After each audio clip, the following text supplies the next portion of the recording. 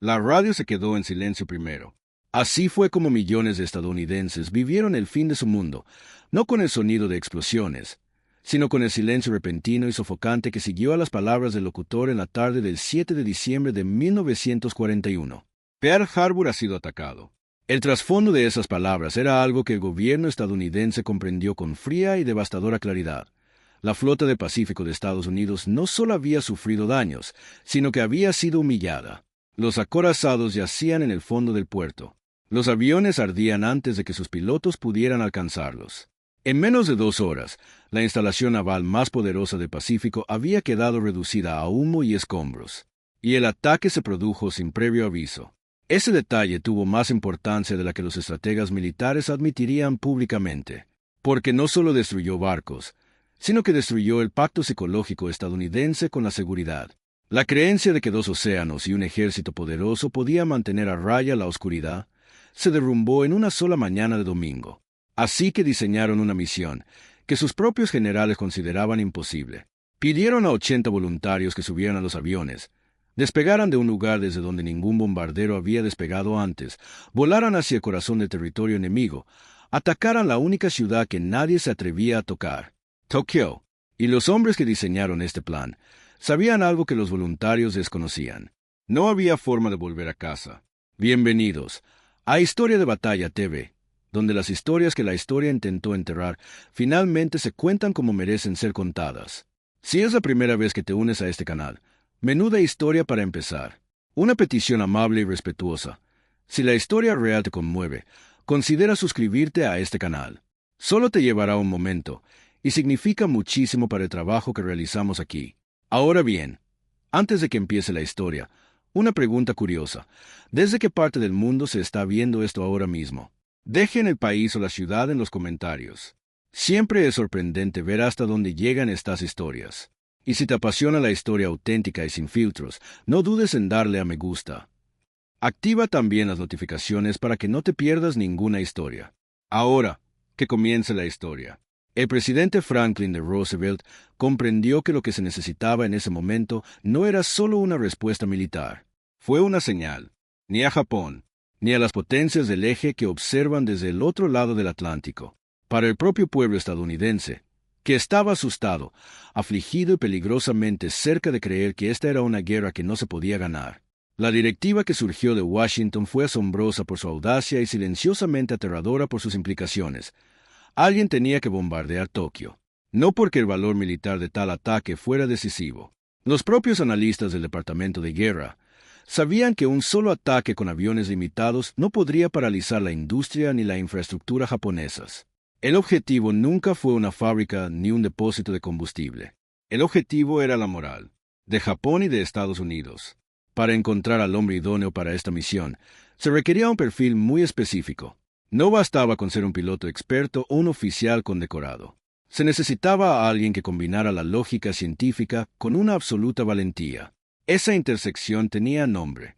El teniente coronel James Harold Doolittle, un hombre que había dedicado su vida a poner nerviosos a los demás haciendo precisamente lo que le decían que era imposible.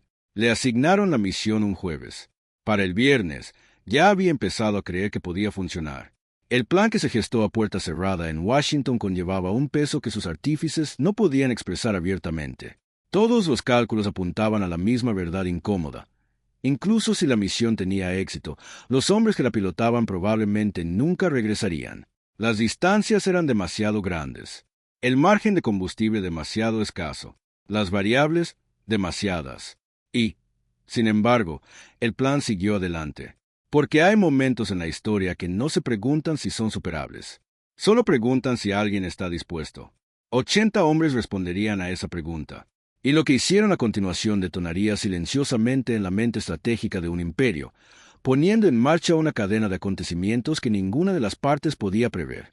Si esta historia te ha conmovido, dale a me gusta y compártela con alguien que merezca saber lo que realmente sucedió. Nadie les dijo que tal vez no regresarían. Eso no fue un descuido. Fue una decisión deliberada tomada por hombres con uniformes impecables, sentados detrás de escritorios impolutos en Washington. Hombres que comprendían que si todo el peso de esta misión recaía sobre los voluntarios, el silencio de la sala podría volverse insoportable. Así que la llamada se realizó sin detalles. sin destino, sin probabilidades, sin estrategia de salida. En las primeras semanas de 1942, una sola pregunta, que se planteaba en silencio, circulaba entre las filas de personal de las Fuerzas Aéreas del Ejército. ¿Había alguien dispuesto a ofrecerse como voluntario para una misión extremadamente peligrosa y de gran importancia para el país? A nadie se le dijo en qué consistía la misión. Nadie preguntó. 80 hombres dieron un paso al frente. Ese detalle por sí solo dice mucho sobre el ambiente psicológico que se vivía en el ejército estadounidense durante el invierno de 1942. Que los hombres ofrecieran sus vidas por una misión que no podían nombrar, a un destino que no podían conocer, a bordo de aviones para los que aún no habían recibido entrenamiento en el pilotaje que se les exigiría. James Dolittle llevó a esos 80 hombres a Eglin Field, en el extremo noroeste de Florida, y les presentó a su verdadero enemigo, no Japón, sino la física. El avión elegido para la misión fue el North American B-25 Mitchell, un bombardero medio diseñado para pistas terrestres de cientos de metros de longitud. Dolittle necesitaba que despegara de la cubierta de un portaaviones, en mar abierto, en menos de 140 metros. Nadie había hecho esto antes. Nadie estaba seguro de que fuera algo que se pudiera sobrevivir. El entrenamiento que siguió fue brutal en su precisión e inquietante en su silencio. Los pilotos ensayaban una y otra vez los despegues en pistas cortas, marcadas con cinta adhesiva. Franjas de pavimento deliberadamente reducidas para simular la geometría aplastante de la cubierta de un portaaviones rodeada de agua. Los miembros de la tripulación eliminaban el peso innecesario de las aeronaves con una precisión casi quirúrgica. Quitaban las armas, reducían las reservas de combustible, recalculaban todo. De lo que nadie habló en voz alta fue de la ruta de regreso. Porque no había ruta de regreso. El plan, si es que se le podía llamar así, consistía en bombardear Japón, luego volar hacia el oeste en dirección a la China nacionalista, aterrizar en aeródromos aliados, de alguna manera, contactar con las fuerzas aliadas. Pero las distancias implicadas estaban en el límite absoluto del alcance del B-25 incluso en condiciones ideales. Estas no serían las condiciones perfectas. Entonces llegó el momento que acabó con cualquier margen de ventaja restante. En la mañana del 18 de abril de 1942, el USS Hornet y su flota de escolta navegaban entre fuertes olas del Pacífico, aproximadamente a 650 millas al este de Japón, cuando los vigías avistaron un buque de patrulla japonés en el horizonte. Nero Maru, una pequeña patrullera, probablemente ya esté transmitiendo. El factor sorpresa, la única ventaja de la que dependía toda la misión, se desvanecía a cada segundo. Dolittle se enfrentaba a una decisión que no tenía una buena respuesta. Zarpar ahora, 200 millas demasiado pronto, y aceptar que la mayoría de sus hombres se quedarían sin combustible antes de llegar a un lugar seguro. O bien, abortar la operación y entregarle a Roosevelt la noticia de que Estados Unidos había flaqueado. Miró la cubierta, miró el avión. Él dio la orden. Lanzamiento. Tokio estaba disfrutando de una hermosa mañana. Ese mismo día se habían realizado simulacros de ataque aéreo, un ejercicio rutinario, casi casual. Los civiles japoneses los habían seguido mecánicamente con la leve incomodidad de quienes jamás habían creído que el cielo sobre su capital pudiera representar una amenaza. Las islas principales de Japón no habían sufrido ataques enemigos en la guerra moderna. La sola idea de que aviones extranjeros sobrevolaran la ciudad del emperador se situaba entre lo impensable y lo absurdo. Entonces el sonido llegó antes que el avión. Aproximadamente a mediodía del 18 de abril de 1942, 16 bombarderos B-25 Mitchell aparecieron sobre la costa japonesa a la altura de los tejados, con los aceleradores a fondo, volando tan bajo que los testigos en tierra informaron posteriormente haber visto los rostros de los pilotos dentro de las cabinas. Durante un largo e inmóvil instante, nadie reaccionó. Era sencillamente imposible procesar de inmediato la situación de los aviones. Las tripulaciones antiaéreas japonesas dudaron. Las órdenes de despegue de los cazas se retrasaron. Las redes de defensa civil, diseñadas para responder a amenazas desde mar, se vieron obligadas a buscar un protocolo que no existía para amenazas que llegaban desde esa dirección, a esa altitud y en esa cantidad. Esa vacilación, medida en segundos, fue en sí misma una forma de victoria. Los aviones de Dolittle atacaron objetivos en Tokio, Yokohama, Kobe, Nagoya y Osaka, depósitos de petróleo, acerías e instalaciones militares. Los daños materiales, evaluados con frialdad tras el ataque, fueron modestos. Ningún ataque individual paralizó la capacidad industrial japonesa de forma significativa desde el punto de vista estratégico. Pero ese cálculo no dio en el clavo. Lo que esos 16 bombarderos detonaron sobre Japón aquella tarde no eran municiones. Era la realidad. La realidad de que las islas principales eran accesibles, que los cielos del emperador no estaban sellados, que el Océano Pacífico, que la doctrina militar japonesa había tratado como una muralla occidental impenetrable, había sido cruzado de alguna manera, de forma imposible, en la dirección equivocada. Dentro del cuartel general imperial, la reacción no fue de ira. Era algo mucho más peligroso para el pensamiento estratégico. Era la vergüenza. Y los imperios avergonzados toman decisiones que los imperios orgullosos no toman. Pero para aquellos hombres que acababan de hacer historia desde las azoteas de Tokio, no había tiempo para comprender lo que habían logrado. Las bombas habían desaparecido. Los indicadores de combustible mostraban una realidad que nadie quería conocer. La costa de China aún estaba a horas de distancia, cruzando el océano abierto. La noche se cernía sobre nosotros. El tiempo empeoraba. Una a una, las aeronaves comenzaron a desintegrarse, alejándose de la misión. Los motores, sin combustible, tosían en silencio sobre aguas oscuras y montañas aún más oscuras. Las tripulaciones saltaron en paracaídas a territorio chino ocupado sin mapas, sin contactos y sin ninguna certeza de sobrevivir. Algunos encontraron refugio en manos de campesinos chinos, arriesgándose enormemente. Aldeas enteras serían masacradas posteriormente por las fuerzas japonesas que llevaban a cabo operaciones de represalia en toda la provincia de Zhejiang como venganza por haberles dado cobijo. 3 hombres murieron en los aterrizajes forzosos. 8 fueron capturados por las fuerzas japonesas. De esos 8, 3 fueron ejecutados por un tribunal militar bajo cargos que la comunidad internacional condenó como ilegales. 1 murió en cautiverio. 4 sobrevivieron a años de prisión que no dejaron rastro alguno, sin que se registrara ningún antecedente militar completo. Los titulares en su país los tildaban de héroes. Ellos eran. Pero la palabra héroe, aplicada de forma limpia y rápida, tenía la particularidad de suavizar la realidad de lo que estos hombres habían soportado. El frío, la oscuridad, el silencio a gran altitud durante el aterrizaje de emergencia, el suelo que se abría paso entre las nubes. El coste de la misión se había pagado en una moneda que los comunicados de prensa no podían especificar completamente. ¿Qué merecen esos hombres ser llamados, más allá de héroes? Comparte tu opinión en los comentarios. Estas historias solo perduran cuando personas como esta audiencia se niegan a dejarlas desaparecer. La historia suele medir las incursiones por los escombros que dejan tras de sí. Según ese criterio, la incursión de Dolittle no fue prácticamente nada. 50 acres de propiedad industrial dañada. Un puñado de instalaciones militares levemente afectadas. Bajas que las autoridades japonesas, en sus informes oficiales, mantuvieron deliberadamente imprecisas. Cuando el humo se disipó sobre Tokio la noche del 18 de abril de 1942, la ciudad seguía en pie. Sus fábricas seguían funcionando. Su armada seguía dominando el Pacífico.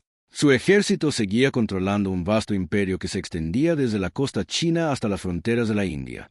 Sobre el papel, 80 hombres habían cruzado el océano más grande del mundo y prácticamente no habían cambiado nada. Pero la historia casi nunca se escribe en papel. Dentro del cuartel general imperial, algo se había fracturado de una manera que ninguna evaluación de daños podía cuantificar. El principio fundamental sobre el que se había construido toda la estrategia japonesa en el Pacífico. El principio de que las islas principales eran inalcanzables. Que el emperador era intocable. Que la guerra podía librarse exclusivamente en los términos elegidos por Japón, a las distancias que Japón eligiera, contra un enemigo aún demasiado conmocionado por Pearl Harbor como para proyectar un poder significativo hacia el oeste. Esa suposición ya no tenía fundamento, y su muerte desencadenó una reacción en cadena que sellaría el destino de Japón en tan solo 8 semanas. El almirante Isoroku Yamamoto, artífice de Pearl Harbor y la mente naval más brillante que Japón poseía en materia de estrategia, había apostado su credibilidad personal a la garantía de que las islas principales jamás serían amenazadas. El ataque a Dolittle lo convirtió en un hombre que había roto su promesa al emperador. Necesitaba responder. La respuesta que ideó fue la invasión y captura del atolón de Miwa, una pequeña isla en el extremo del Pacífico que, en teoría, extendería el perímetro defensivo de Japón lo suficiente como para hacer geométricamente imposible otro ataque al estilo de Dolittle. Fue un instinto sano impulsado por un orgullo herido. Y eso condujo a Japón directamente a la trampa que puso fin para siempre a su dominio naval. En la batalla de Midway, en junio de 1942, menos de 8 semanas después de la aparición de los bombarderos de Doolittle sobre Tokio, los descifradores de códigos estadounidenses y los aviones embarcados destruyeron 4 portaaviones japoneses en una sola tarde. El núcleo insustituible del poder de ataque de la Armada Imperial había desaparecido. Japón jamás volvería a ostentar la iniciativa estratégica en el Pacífico. La incursión de Doolittle no había ganado la guerra, pero había manipulado la psicología que le costó la victoria a Japón. De vuelta en Estados Unidos, el efecto fue igualmente profundo, aunque más discreto. Las tripulaciones que regresaban fueron homenajeadas, condecoradas y fotografiadas. El propio James Doolittle, seguro de que se enfrentaría a un consejo de guerra por haber perdido todos y cada uno de los aviones de la misión, recibió en cambio la medalla de honor y fue ascendido 2 rangos a general de brigada. Roosevelt, cuando los periodistas le presionaron para que revelara desde dónde se había lanzado el ataque, sonrió y dijo simplemente, Shangri-La, el nombre de un paraíso mítico que no existía. Los hombres capturados no fueron mencionados en esas ruedas de prensa. Las aldeas chinas incendiadas en represalia. Algunas estimaciones cifran en más de 250.000 el número de civiles muertos en la campaña de Zhejiang-Jiangxi. No aparecieron en las fotografías de la celebración. Los aviadores ejecutados recibieron un discreto reconocimiento póstumo que no tuvo el peso que merecía su sacrificio. La historia, en su afán por construir una narrativa triunfal, había dejado ciertas verdades solas en la oscuridad. Pero esto es lo que realmente fue la incursión de Doolittle, despojada de su mitología y examinada a plena luz del día. No fue una operación militar. Fue una declaración, creada por una nación herida que se negaba a aceptar la historia que se escribía sobre ella. Entregada por 80 hombres que se ofrecieron voluntarios para una misión sin nombre, sin ruta de regreso y sin garantía de que alguien recordara exactamente el precio que pagaron. Cambiaron el curso de la guerra más grande de la historia de la humanidad. No con las bombas que lanzaron, pero con el simple e impresionante acto de aparecer en Tokio. Si esta historia te conmovió, este canal existe precisamente para eso.